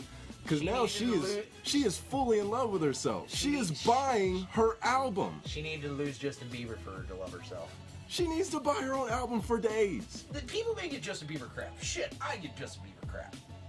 But if he had to deal with this, all of that, I don't blame him one bit at all, honestly. Good for you, dude, for making a song and saying go fuck her. And I hate how the radio is like, if you ever listen to the radio with that song, like the actual version is go fuck yourself, but you know what they say on the radio? Go love yourself. Yeah. What? Yeah. No, go fuck yourself. That's the whole point of the song. It's like the only song I can respect Justin Bieber on because he goes and tells her, yeah, you know what? You can go fuck off. Because I'm still going to be bigger than you and I'm still going to be famous after you're all done. I mean, look at her now. Literally, she's going and buying her own fucking music because she ain't shit no more. Literally. She got her fucking friends to do this because they got nothing better to do on a fucking weekday. Because they know Selena Gomez. It's insane. Okay, but getting away from Selena debacle, whatever the fuck you want to call that. There are two things I wanted to talk about before we end this podcast. Yes, sir. One being, if you have not started watching Harley Quinn on the DC streaming service, do yourself a favor and go do it. It has probably got to be one of the best animated comic book driven shows, and it captures everybody to a T. It's so good and funny. It's hilarious. It's if they would give us this Harley Quinn, which looks like they're gonna do in Birds of Prey to an extent, but not as jokey as this Harley Quinn is in Harley Quinn. If they gave us that Harley Quinn, Suicide Squad wouldn't have failed. I promise you. I have have to say, the one character that grew on me in this show, and people, you have to look this dude up because he is just too fucking funny. Kite Man. Kite Man has grown on me. Hell yeah. Hell yeah. Hell yeah. When I say the Kite Man reminds me of the Bike Man from One Punch Man, except a lot funnier and a little bit more sex-driven, is that to a T. He is fucking hilarious. He goes to Poison Ivy's. You remember when they're getting the antidote? They're going to Poison Ivy's fucking... They go to her place, and then all of a sudden he just sits in the bed. Hey, babe. Hell yeah. She's naked in her bed. Kite Man. Kite Man. Hell ready yeah. for sex. Hell yeah. And she's just like, what are you doing? I thought that's what you wanted to do. You brought me back over to your place. I'm waiting for sex. You know, him and Bane. If you don't like Bane, I don't think he's ever been put in this kind of light where he's kind of a jokey character. We need more Bane. We need more fucking Bane. If you go watch this show, you will understand what we're talking about. Bane is such a lovable character. I'm going to blow up this podcast. Oh. Alright, what are we doing here? Fine. Let's Stop talk. beating up Kite Man, but he was attacking me. He was attacking me. Let's talk about dinner. I clearly ordered the chicken in advance. Or wait, was it the beef? No. I clearly ordered the beef in advance. And you took it, and you ate it. You said you didn't want to even come to this, quote, stupid thing anyway. Oh, I know. My thoughts exactly. This is a momentous night for young Joshua. Yeah. This is all at a bar mitzvah too. Oh my God. Which makes it that much funnier. I'm sorry, he's just so quotable. I'm sorry, I don't care if you guys haven't seen the Bane. show. I'm gonna just Go keep quoting Bane. look up highlights of Bane. They have to have him on YouTube for He this is show. the fucking best. We need more Bane. We need more Bane. He is just that fucking funny. Like, you wouldn't expect it from him just being Bane as the character. Oh, do I sound like... Do I sound like that? I guess you never hear your own voice. Oh my God. Or like when he this last one where he's like trying to eat the hors d'oeuvre and he's just sticking it in his mask and it won't come. He can't eat it. Oh my God, it was fucking great. Aquaman in this last episode. I think this is what, episode 8 that just came out? Yeah. People, you know how they make fun of Aquaman? This just makes fun of it even fucking more. Yeah. Like, oh my God. Aquaman is here! I love how they finally, spoilers, I love how they finally, like, touched on the whole, like, he can hear fishes talk. Yeah. So, I've always wondered, like, what if, like, fish are, like, dying or, like, in pain? Like, what does that sound like to Aquaman? Oh my God. Literally. Harley Quinn gets thrown into this aqua tank glass because she's in the Legion of Doom right now. Aquaman's pissed off because she went and stole some jewels from him. His balls, essentially. But... no, actual jewels. But yeah. So he throws her against this glass. It's about to break. He's about to kill Poison Ivy. And all of a sudden, Harley Quinn gets the bright idea of, go back to the ocean. And then as soon as that happens, all you hear are just fish. I'm dying! Oh, kill me! Yeah. Ah, just screaming. Because she broke the glass, so all the fish come. They're just now Flooding they're all out of the tank. Yeah, now they're all flopping on the floor, and Aquaman's just standing there, just. Like, what have I done? No! Harley Quinn being a bitch is just like, oh, I heard there's a local pool down the street. Oh yeah, because you're gonna throw saltwater creatures in a pool. What are you, dense? Of chlorine water. Yeah. Oh what my are you, God. dense? And he's just. No, he's like, what are you, 4? 4 years old? He just keeps picking up stingrays. And there's still tons on the floor that there's no. He's gonna have to make And trips. then Bane's sitting there stomping it. Oh look, I'm stomping on the fish. Stomping on your fish. Yes. Oh my God, dude! When Joker, when like Harley and Joker are like fresh after their breakup, and Joker shows up to that bar mitzvah, and he's like, "This is the Legion of Doom's table. Why don't you go find this crazy bitch table?" Yeah. And Bane's like, "Spoiler! It's not a real table." That was implied. Oh. He's like the lovable oaf. That's what Bane is. He's just the lovable oaf that just doesn't know how Yes. strong he is. Oh my god, you just want to give the man a hug. You do. You're just like Bane. And Harley even says this. She's like, why do you any of you listen to Joker? He has no superpowers. Yeah, he just bosses you guys around. And he's like, she actually has a point. I didn't like how you called me monster.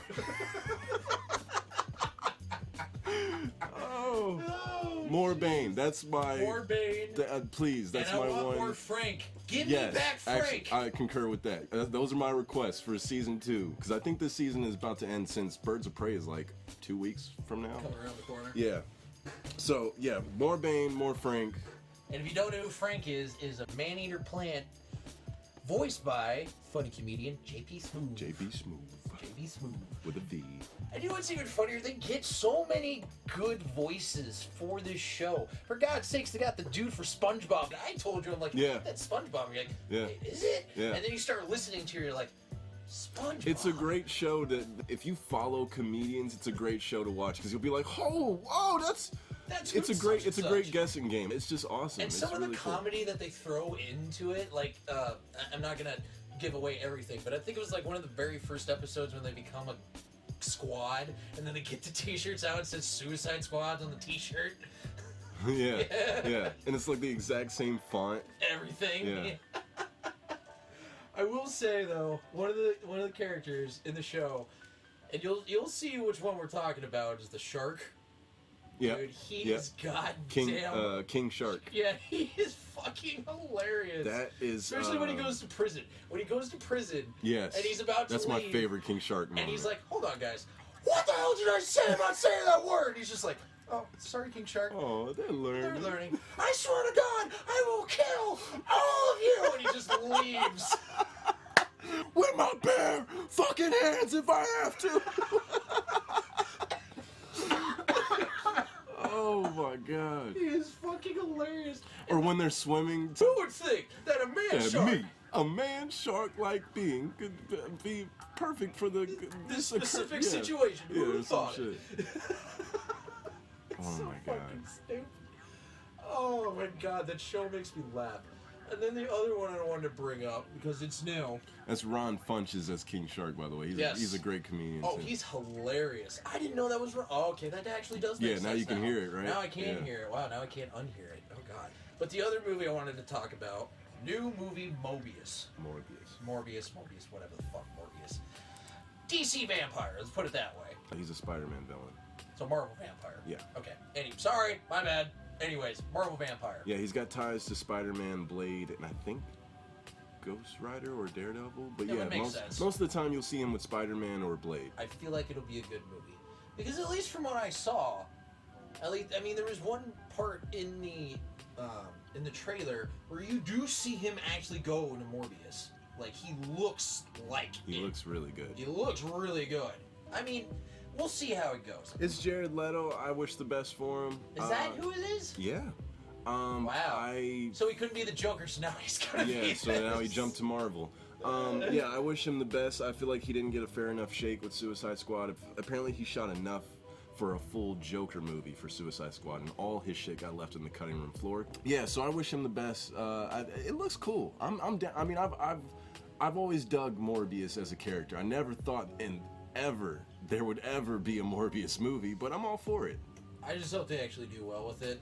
You know what I mean? Like, because I even remember talking about it, like, they need to start going towards some of the other side characters that you don't know that much. You know what I mean? Like, I always suspected at some point they would get to Morbius as a Spider-Man villain in a Spider-Man movie, but to give him his own movie is just like, whoa. Well, they may be doing. But they're trying to do this Spideyverse Spider villain verse where they're calling it the Venom verse. It started with Venom, and basically it's just gonna be every Spider-Man villain gets their own movie, and then hopefully eventually once Disney stops being a pain in the ass, then Spider-Man can pop up in some of these movies. I mean, I feel like he's gonna, because wasn't there like some talks that in Venom 2 there's supposed to be like like an interaction between him and. There's rumors that he's supposed to be either at the tail end of 2 or he's gonna be in 3. I feel like they're just gonna. They have to tease it at the end of 2. Yeah, I'm very interested to see how they handle the Venom and Spider-Man relationship now that Venom made him kind of a good, the movie kind of made him Venom a good guy or like an anti-hero. He's more of an anti-hero, I would say. So like because he still kills people. He still kills people, but like at the end, for instance, when they're in that like little liquor store or whatever that His Eddie liquor always store goes, that he always goes to, and that dude's holding her up with the gun, and Venom's like, "Bad guy, right?" And Eddie's like, "Yep." So, and even Eddie says, you will only hurt bad people. You're not gonna fucking just eat whoever you want. So it's like, and they save the world at the end of the movie too. Like, oh fuck it, let's save the planet. In a sense, yes. They practically reinvented the character, which I was totally cool with. I had fun with. I loved the whole, on my planet, I'm a loser, like you. Yeah. I love that shit. So I figured, okay, there's only one of two ways they could do this. They can either make it so Venom and Eddie try to be the heroes of New York. They see the Spider-Man stealing all their thunder, and they become envious. Or Venom decides to leave Eddie because he sees Spider-Man, however, on the news or media or whatever, and sees how powerful he is without Venom. So he's thinking, oh shit, well, you're a loser, Eddie, and I want to be a powerful man, Spider-Man. So then he connects to Spider-Man, and then he gets in Peter's head like, hey Peter, I'm a loser like you. and then Peter just like, what the hell, dude, get off of me. And then he kicks Venom to the curb, and then that's when you get the whole Eddie and Venom then they share an enemy. Like Venom, good Venom is like him and Eddie Brock are on the same page, as in they don't fucking like Spider-Man. They want to do their own thing, and they don't want to be in Spider-Man's shadow, kind of thing. And then I don't know where they could go with it. Whatever they end up doing, I'm fascinated to see how, because it's nice to see something different with these characters. Like, no more of the same. Give me a Morbius movie. Like I said, I wish Jared Leto the best, because man, oh man. He needs it. I also wish Black Widow the best. I hope people go and support that. I think they should. I feel like this is kind of overdue. I feel like Black Widow should have gotten this before the fucking Avengers. Yeah, I was about to say that. I feel like it should have came out after the first Avengers movie, but that's just me. Yeah. I think people get the misconception of whenever there's superhero anything, they always have to have powers. Not every single hero or even a supervillain, not every single one of them has power. Yeah. Joker, most iconic supervillain of all goddamn time. He has no superpowers. None. What superpower does Joker have besides being a dick? I feel like him and Batman share the same power. They share a homoerotic relationship, if anything. But I feel like him and Batman share the power of being fearless and having resources. Granted, Batman has resources because he has money. That's also his actual superpower, is being rich. But does Batman actually not fear death? Because Joker doesn't fear death, that's for damn sure. But does Batman actually not fear death? I don't know if Batman does. I feel like he doesn't fear anything. That's why he only feared bats, and that's why he dresses up as a bat, because that's what scares him, and he had to conquer his fear to so much so that he has to wear it. But I mean, even in later installments of Batman, when he starts getting older, he does. There are shows and stuff where it does show him start contemplating of like, man, I could fucking. I'm gonna die. Yeah. Like. You can only, and they try to make Batman a super mutant and all that shit. He's not a goddamn super mutant. No. Okay? Batman is not a fucking super mutant. He's a master in many forms of martial arts, but you don't need to be a mutant to do that. Well, no, where they're pointing to is that he can lift over 1,000 pounds, and no normal man can do that. What? 1,000 pounds? He can lift half a ton. What? Since when? Apparently this is common knowledge for Batman. Okay. Yeah, it's insane. Okay. He can lift over 1,000 pounds, half a fucking ton. He's can lift. And he's now classified apparently because of that as a mutant. You gotta be fucking kidding me! It's not that I didn't take your word for it. I just had to actually see if it's like so common knowledge that it's like would be like the first thing that popped up, and it is. Yeah. Batman can bench press 1,000 pounds and leg press 2,500 pounds. Yeah. Compared to his own weight of 200 pounds. Yeah. What in the fuck? I told you. They made him into a mutant because of that. Because everybody was like, oh, he's a human, how could he lift that much? Well, now it makes sense because now he's a mutant. Yeah, just to justify his dumb. spot in the Justice League. Well, no, this is what makes it dumb. He's a comic book fucking character. What does it matter if he's a mutant or not? Right. He's not real. Right. He's a fucking human in a comic book. So this human can lift 1,000 pounds and fucking leg lift 2,500 pounds. Who fucking cares? Right. It's a goddamn comic book. Leave it the fuck alone. Yeah. God damn it. Batman was... He's just an man. average man. That's what he's supposed to be. Yeah. He's an average dude who trains a fuck ton Yeah. and gets stronger. That's the appeal. So don't make him a goddamn mutant. He is no mutant. It's not a thing. I really don't appreciate that. I know. But I think we should get out of here. So, hey, if you have any anything you would like to share with us, Concerns, gripes, anything. hey, you know, opinions are like germs. Everyone's got them, and some are enough to make you sick. And they spread like fucking wildfire. So, share your opinions. Send whatever you have to won'trememberthingpodcast@gmail.com. That's won'trememberthingpodcast@gmail.com. Don't you dare put an apostrophe in won't, or you will piss me off. Yeah, so go ahead and send your love or whatever. Your hate. Whatever. Your disgusting news. Your weird stories. Whatever. Don't tell me your problems, okay? Or do. Or whatever. I don't care. Just get out of my face, alright? Fuck.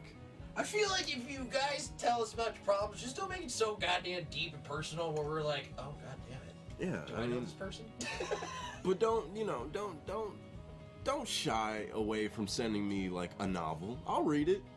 I may not, read the whole thing. Yeah, but I'll skim through it. I'll power read. No, all jokes aside, people, we would love to hear something. Is there anybody out there? I mean, we're hearing feedback. We're stuck in a time capsule. It's dark in here. It smells like farts. We have some stuff coming that is going to be different and redefine the show. Like we've always said, this show is just always going to change. Get used to it because it's real. It is real. But yeah, we got some big things coming, some big fun things coming. There was something else I wanted to talk about, but I ain't gonna get into Yeah, that. there was a lot going on tonight. I mean, we had the fight, if you could call it that, and a whole bunch of other stuff. Yeah, so with that, we love you, and we'd say thanks for listening. But you probably won't remember a thing. Later, bitches.